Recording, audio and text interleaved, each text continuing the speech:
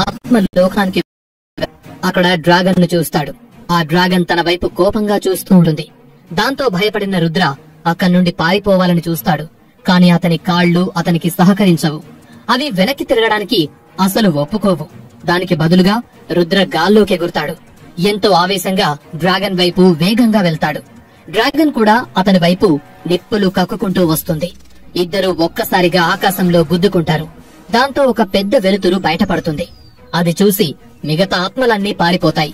మరుక్షణం డ్రాగన్ ఆత్మ రుద్ర శరీరానికి సరిపోతుంది. అతను దాని మీదెక్కి ఆకాశంలో కొంత సమయం విహారం చేస్తాడు. వాళ్లు ఆకాశంలో తిరుగుతున్న సమయంలో ఒక్కసారిగా డ్రాగన్ కోపంగా తన నోటి నుండి నిప్పులు బయటకు కక్కుతుంది. అవి పచ్చరంగు పూసుకొని కంప్లీ నగరం బలిపీఠం మీద పడి కాళీమాత కటాక్షం పొంది ఆ వెలుగు అలా ఆకాశం వైపు తిరిగొస్తుంది. కంప్లీ నగరంతో పాటు చుట్టుపక్కలుండే నగరాలన్నింటికీ ఆ వెలుతురు కనిపిస్తుంది. ఆకాశంలో పచ్చటి వెలుగును చూసిన ప్రజలు ఒక్కొక్కరు ఒక్కొక్క విధంగా మాట్లాడుకోవడం మొదలుపెట్టారు. ఇదేంటి, ఇంత రాత్రిపూట అంత వెలుగు కనిపిస్తోంది? ఒకవేళ కోటలో ఇంకెవరైనా కాళీమాత కటాక్షం పొందారా? నాకు తెలిసి లీలావతి మరోసారి కాళీమాత కటాక్షం పొందినట్టుంది అని అన్నాడు ఒక అతను.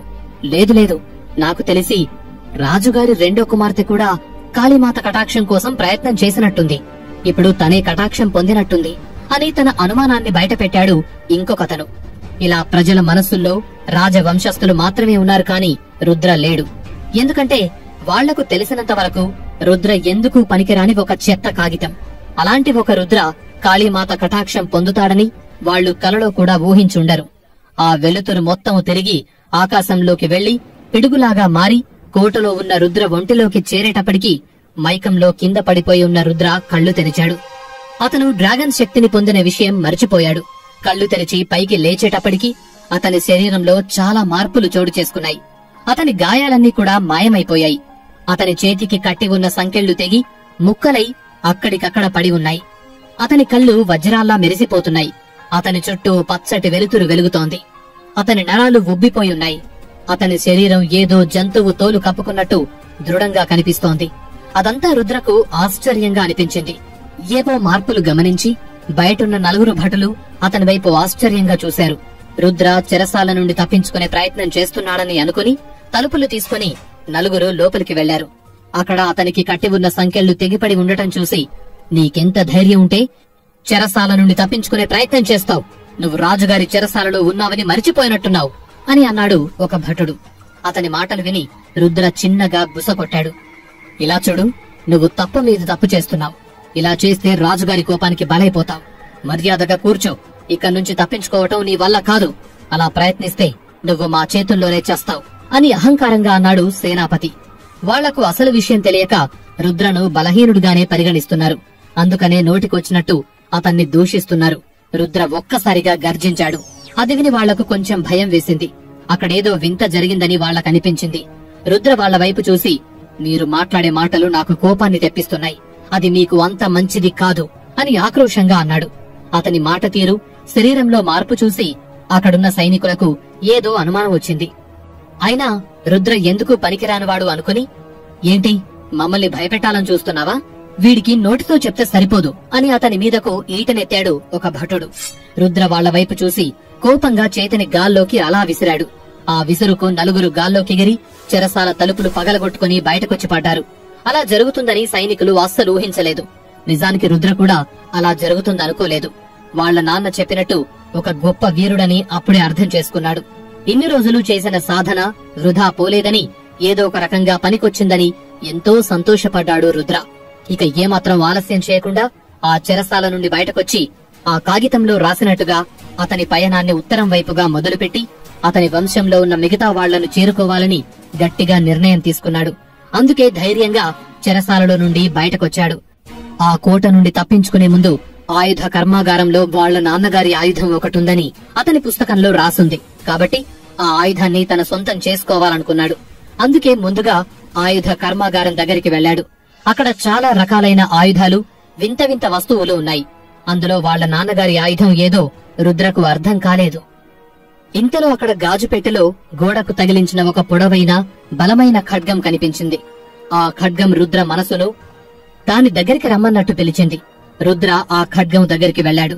అది చాలా రోజులుగా ఎవరూ తాకకపోవడంతో కొంచెం తుప్పు పట్టి ఉంది. ఖచ్చితంగా అదే వాళ్ల నాన్నగారి ఆయుధమని అనుకున్న రుద్ర ఆ గాజు పెట్టెను పగలగొట్టి అందులో నుండి ఆ ఖడ్గాన్ని చేజిక్కించుకున్నాడు. రేయ్, నువ్విక్కడేం చేస్తున్నావు? నిన్ను చెరసాలలో బంధించారు కదా, అక్కడి నుండి ఎలా తప్పించుకున్నావు? అక్కడి నుండి బయటపడ్డం సాధారణమైన విషయం కాదు. నీకెంత ధైర్యం ఉంటే ఇక్కడికొస్తావు అని అరుస్తూ ఒకతను రుద్ర దగ్గరికి రావడం గమనించాడు రుద్ర. అతను వేరే ఎవరూ కాదు, సుభాష్ చక్రవర్తి. రుద్ర కోపంగా అతని వైపు చూసి, చిన్న వయసు నుండి నువ్వు నన్ను ఎన్నో విధాలుగా ఇబ్బంది పెట్టావు, కాని నిన్ను ఒక్కసారి కూడా తిరిగి ఏమీ అనలేదు. దానికి కారణం కూడా ఉంది. నీతో గొడవ పెట్టుకునే సమయం నా దగ్గర లేదు, బతికిపో అని అన్నాడు. అతని మాటలు సుభాష్ చక్రవర్తికి ఆశ్చర్యాన్ని తెప్పించాయి. అయినా చిన్నగా నవ్వుతూ, ఏంటి, నాకు ప్రాణభిక్ష పెడుతున్నావా? చిన్నప్పటి నుండి నువ్వు నన్నేమీ చెయ్యలేకపోయావంటే దానికి కారణం నీ బలహీనత. నీ చేతిలో ఏంటి ఆ కత్తి? మర్యాదగా కింద పెట్టు. అదెంతో గొప్ప భైరవుల వంశస్థుల ఆయుధం. దాన్ని తాకడానికి నీకు అర్హత కూడా లేదు. అలాంటిది ఆ ఆయుధాన్ని తీసుకుంటావా? వర్మ కుటుంబం నిన్ను దత్తత తీసుకుందని నువ్వు ఈ కుటుంబంలో ఒకడవైపోతావా? తండ్రెవరో తెలియని నీకు లీలావతి కావాల్సొచ్చిందా అని హేళనగా మాట్లాడాడు సుభాష్. రుద్ర డ్రాగన్ వీరుడు అనే విషయం తెలియక సుభాష్ చక్రవర్తి అతని మీద విరుచుకుపడ్డాడు. ఎన్నో విషయాల్లో సహించిన రుద్ర అతని తండ్రి గురించి మాట్లాడడంతో సహించలేకపోయాడు. అతని కోపం కట్టలు తెంచుకుంది. శరవేగంతో సుభాష్ చంద్ర మెడ పట్టుకుని గాల్లోకెత్తి కింద పడేశాడు. దాంతో సుభాష్ చంద్ర తల పగిలి అక్కడే చనిపోయాడు. ఎదుటి వాళ్ల శక్తి తెలుసుకోకుండా మిడిమిడి జ్ఞానంతో ఎగిరిపడితే నిప్పులో పడ్డ మిడత వలె బూడిదైపోతావు అన్న సామెత అక్కడ రుజువైంది. రుద్ర మనస్ఫూర్తిగా అతన్ని చంపాలని అనుకోలేదు. కాకపోతే అతనిలో ఉన్న డ్రాగన్ స్వభావం అలా చేయించింది. ఇక అక్కడి నుండి వెళ్లాలని నిర్ణయించుకున్నాడు.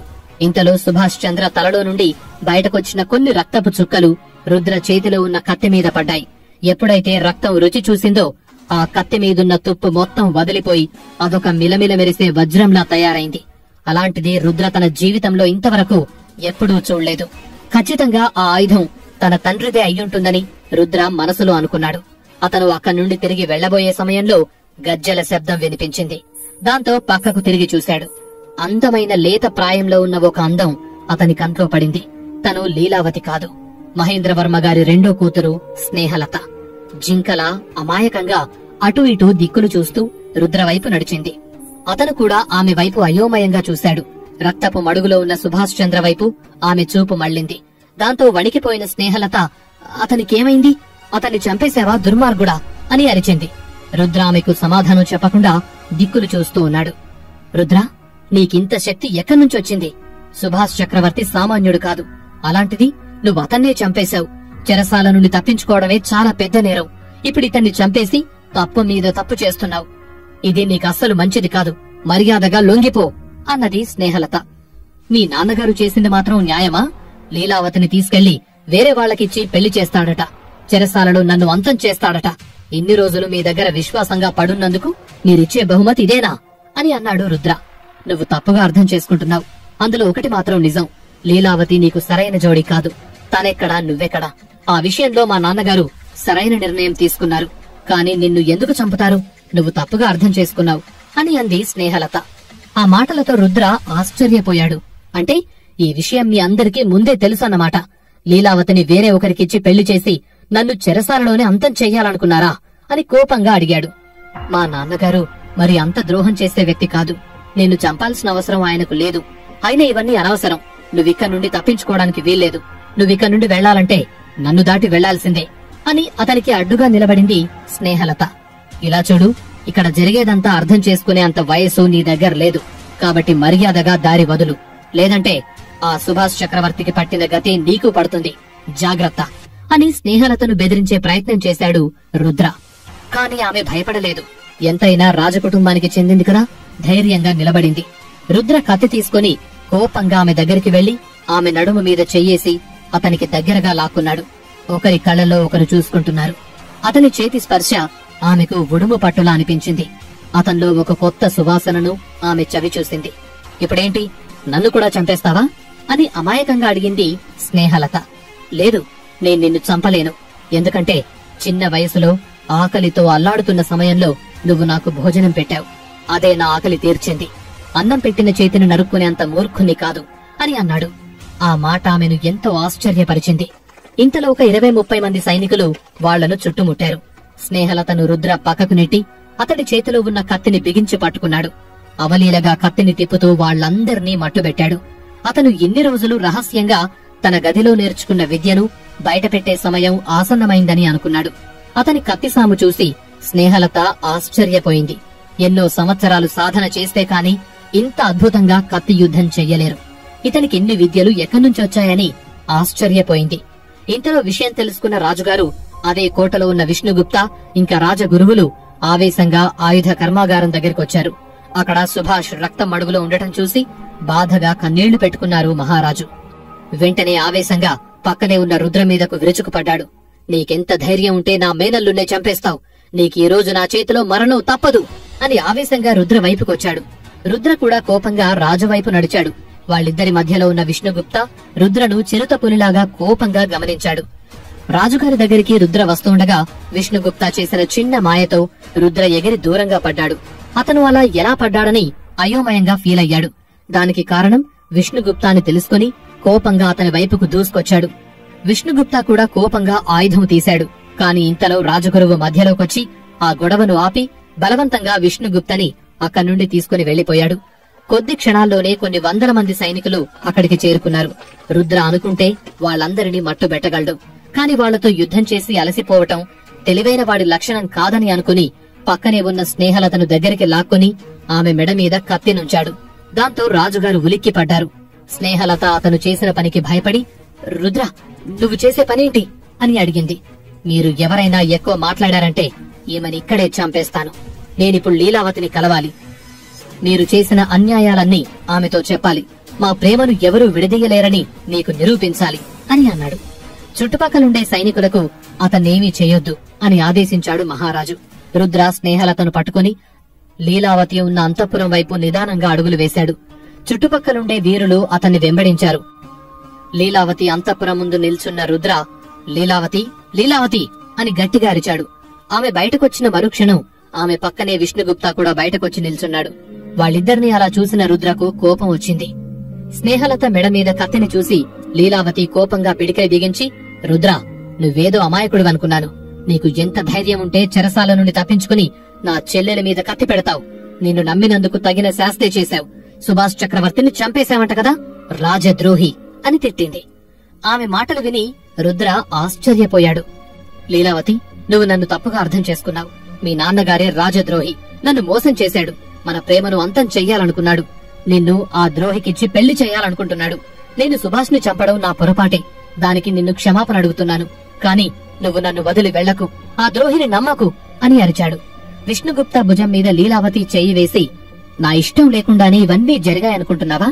అవును, నేను విష్ణుగుప్తాని పెళ్లి చేసుకోబోతున్నాను. మా నాన్నగారి మాటే నిజం. అది నేను చెప్తేనే ఆయన నిశ్చయించారు. నీలాంటి పనికిరాని వాణ్ణి నేనెందుకు నమ్ముకోవాలి? నీలో ఏముందని నిన్ను పెళ్లి చేసుకోవాలి? నువ్వొక అసమర్థుడివి, ఇప్పుడు రాజద్రోహివి కూడా. నీలాంటి వాడిని మా కోటలోకి రానివ్వడమే పెద్ద తప్పు అని గర్వంగా అంది లీలావతి. ఆమె మాటలు విన్న రుద్రకు నెత్తిమీద పిడుగుపడ్డటనిపించింది. ప్రపంచమంతా అంధకారంలోకి వెళ్లిపోయినట్టు, అతని చుట్టుపక్కలేం జరుగుతుందో కొన్ని నిమిషాలు అర్థం కాకుండా అయోమయంలోకి వెళ్లిపోయాడు. చిన్నప్పటినుండి ఎంతో నమ్ముకున్న తన ప్రేయసి ఇలా మాట్లాడుతుందంటే ఇన్ని సంవత్సరాలు తనతో ఉన్నదంతా నటనాన్ని గ్రహించాడు రుద్ర. అతనికి తెలియకుండానే అతని కళ్లలో నుండి నీళ్లు బయటపడ్డాయి. వీరులు కన్నీళ్లు పెట్టుకోవడం బలహీనతాన్ని గ్రహించిన రుద్ర వెంటనే తేరుకుని స్నేహలత మెడ మీద మళ్లీ కత్తి పెట్టాడు.